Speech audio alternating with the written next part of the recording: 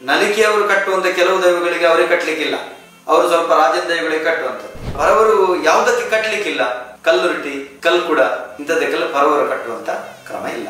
ನಮ್ದು ಪ್ರಾಕೃತಿಕ ಶಕ್ತಿಗಳಿಗೆ ಮಾತ್ರ. ಮಹೇಶ್ ಅಂತ ಅವರೊಂದು ಪ್ರಶ್ನೆ ಕೇಳ್ತಾ ಇದ್ದಾರೆ. ಸರ್, ಪಂಬದ, ಪರವ, ನಲಿಕೆ ಸಮುದಾಯದವರು ಕಟ್ಟುವ ದೈವದ ಹೆಸರುಗಳನ್ನು ವಿಂಗಡಿಸಿ ತಿಳಿಸಬಹುದಾ ಅಂತ ಹೇಳಿದ್ರೆ, ಸತ್ಯ ಹೇಳುವುದಂತಿದ್ರೆ ತುಳುನಾಡಿನಲ್ಲಿ ಮೂಲತವಾಗಿ ದೈವಗಳ ನೇಮಕೋಲಗಳನ್ನು ಕಟ್ಟುವವರು ನಲಿಕೆ ಸಮುದಾಯದವರು ಅಂತ ಹೇಳಿದ್ರೆ ಪಾನಾರ ಸಮುದಾಯದವರು. ಅವರೆಲ್ಲ ದೈವಗಳಿಗೆ ಕಟ್ತಾರೆ, ಅವರಿಗೆಲ್ಲ ದೈವಗಳನ್ನ ಕಟ್ತಾರೆ. ಆಮೇಲೆ ಪರವ ಸಮುದಾಯದವರು, ಅವರಿಗೆ ನಲಿಕೆಯವರು ಕಟ್ಟುವಂತ ಕೆಲವು ದೈವಗಳಿಗೆ ಅವರೇ ಕಟ್ಟಲಿಕ್ಕಿಲ್ಲ, ಅವರು ಸ್ವಲ್ಪ ರಾಜನ ದೈವಗಳಿಗೆ ಕಟ್ಟುವಂಥದ್ದು. ಅದರಲ್ಲೂ ಕೂಡ ರಾಜನ ದೈವಗಳಲ್ಲಿ ಸತ್ಯದೇವತೆ ಅನ್ನುವಂಥದ್ದು ದೈವ ಬರ್ತದೆ.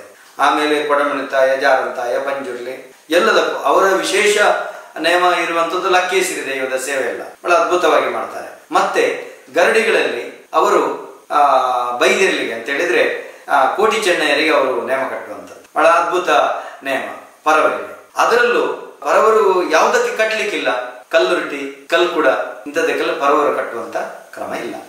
ಇಂಥದಕ್ಕೆ ವ್ಯಕ್ತಿಯೋಗಿ ಶಕ್ತಿ ಕೋಟದಬ್ಬು ಅಂದ್ರೆ ಕೋಟದ ಬಬ್ಬುಸ್ವಾಮಿ ದೈವಕ್ಕೆ ಕಟ್ಲಿಕ್ಕಿಲ್ಲ, ಗುಳಿಗನಿಗೆ ಅವರು ಕಟ್ಲಿಕ್ಕಿಲ್ಲ. ಇಂಥದ್ದೆಲ್ಲಿದೆ. ನಂದಿಗೋಣ, ಮೈಸಂದಾಯ ಪ್ರಾಕೃತಿಕ ಶಕ್ತಿ ಎಲ್ಲ ಯಾವುದಿದೆ ಅದಕ್ಕೆಲ್ಲ ಇವರು ಕಟ್ಬಹುದು.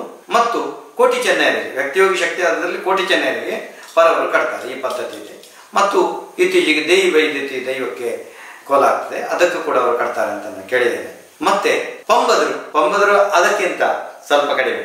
ಇವರು ಕಟ್ಟುವಂತ ಸತ್ಯದೇವತೆಗೆ ಪಂಬದರು ಕಟ್ಟುವ ಹಾಗಿಲ್ಲ. ಇವರು ಕಟ್ಟುವಂತ ಬೈದ್ಯರುಗಳಿಗೆ ಅಂತ ಹೇಳಿದ್ರೆ ಕೋಟಿ ಚೆನ್ನೈಯರಿಗೆ ಪಂಬದರು ಕಟ್ಟುವ ಹಾಗಿಲ್ಲ. ಹಾಗಾದ್ರೆ ಇಲ್ವಾ ಅಂತ ಕೇಳಿದ್ರೆ ಬಡಗು ತಿಟ್ಟಿನಲ್ಲಿ ಒಂದು ಕಡೆ ಅವರು ಕಟ್ಟುವಂತ ಗರಡಿಯಲ್ಲಿ ಕಟ್ಟುವಂತ ಕ್ರಮ ಇದೆ. ನಮ್ಮ ಸಮುದಾಯದ ಬಡಗು ಬಂಬದರು ಮತ್ತು ಬೈಲ ಬಂಬದರು ನಮ್ದು ಎರಡು ವಿಭಾಗ ಇದೆ. ನಮ್ಮಲ್ಲಿ 3 ವಿಭಾಗ ಇದೆ: ಬೊಳಿಯ ಬಂಬದರು, ಬಡಕೈ ಬಂಬದರು ಮತ್ತು ಬೈಲ ಬಂಬದರು. ನಾವು ಬೈಲ ಬಂಬದರು.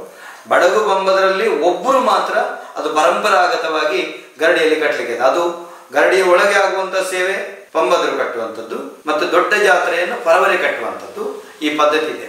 ನಮ್ದು ಪ್ರಾಕೃತಿಕ ಶಕ್ತಿಗಳಿಗೆ ಮಾತ್ರ. ನಾವು ಮೈಸಂದ ಆಗಿರ್ಬೋದು, ಕೊಡಮಂದ ಆಗಿರ್ಬೋದು, ಜಾರಂದ ಆಗಿರ್ಬೋದು, ನಂದಿಗುಣ ಆಗಿರ್ಬೋದು, ಮುಖ್ಯವಾಗಿ ಸಿರಿಮಿಡಿ ಇರುವಂಥ ದೈವಗಳಿಗೆ ನಾವು ಕಟ್ಟುವಂಥದ್ದು. ಹೀಗೆ ವಿಭಾಗ ಇದೆ. ಇದರಲ್ಲಿ ಹೇಳಿದ್ರೆ ಯಾರು ಹೆಚ್ಚು ಯಾರು ಕಡಿಮೆ ಅಂತ ಹೇಳಿಕ್ಕಿಲ್ಲ. ಆ ಕಾಲದಲ್ಲಿ ನಮ್ಗೆ ಇಂಥದ್ದೇ ದೈವಗಳನ್ನು ಕಟ್ಟಬೇಕು ಅಂತ ಪದ್ಧತಿಯನ್ನು ಮಾಡಿದ್ದಾರೆ. ಇಷ್ಟು ನಮ್ಮ ದೈವಾರಾಧನೆಯ ದೈವ ಕಟ್ಟುವ ವಿಂಗಡಣೆ ವಿಷಯ.